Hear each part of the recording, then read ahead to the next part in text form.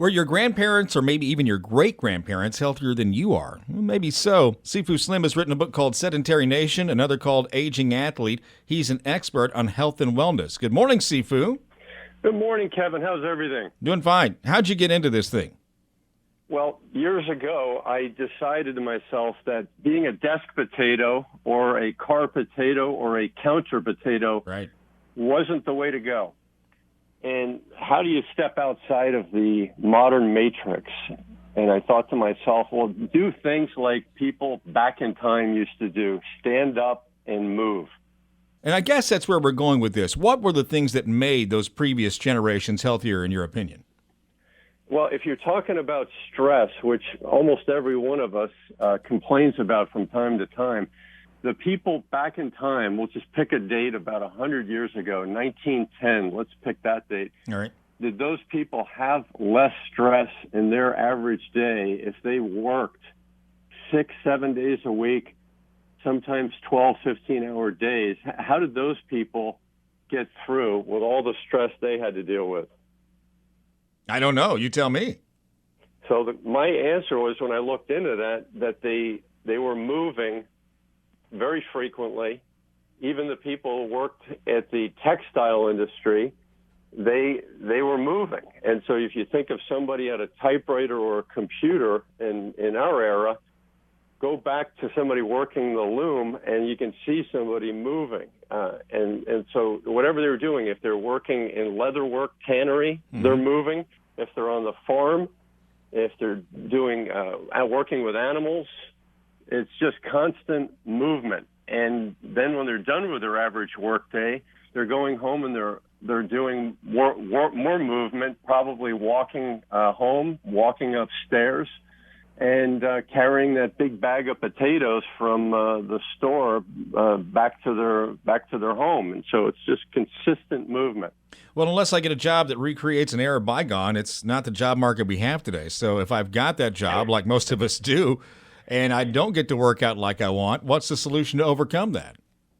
Well, I say every time you have to go to the bathroom, so let's say you're working at Google, at the Googleplex in California.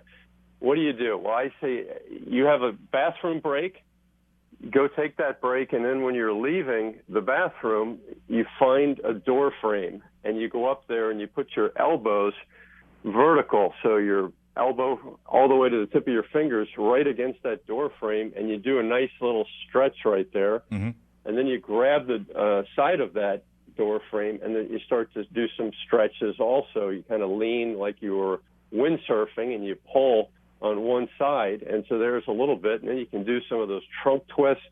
Just keep yourself and your molecules moving at least every bathroom break, and then before you go to work, and then before you go to sleep, also do some movement. So those are the minimal desk potato movements that I think would make a lot of people more happy and more healthy with just a limited time.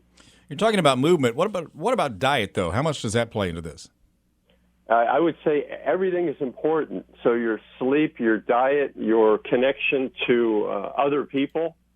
And many of the people are writing about, the long-lived people in Okinawa, and they have people that are centenarians and octogenarians, 80s and 100s. And what do these people do? Well, one of the things that they do more than we do is they commune with their family, their friends, and they'll play card games, they'll prepare food together. They have like this routine where they are communing and interacting with others frequently and for long durations.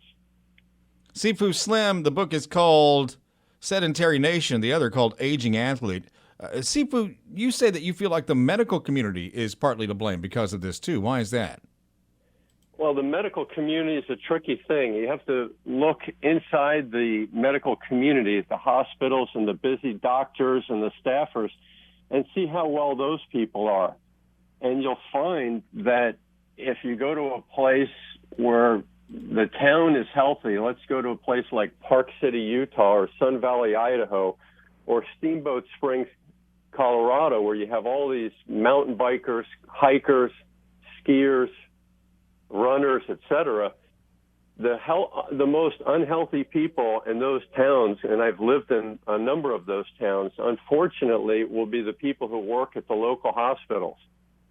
And it's partly because of how demanding their day is, and the fact that they're not taught wellness, they're taught medical intervention.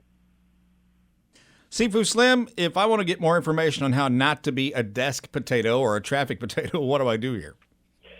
Take a look at sedentarynation.com, and you'll find all kinds of information. And if you're interested in downloading a copy of the book, Amazon.com, you just look up Sifu, S-I-F-U, which is like sensei in Japan, but now we'll go to China, and that's what they would call the sensei is Sifu, S-I-F-U Slim, on Amazon, and you'll find all kinds of information about what I'm up to.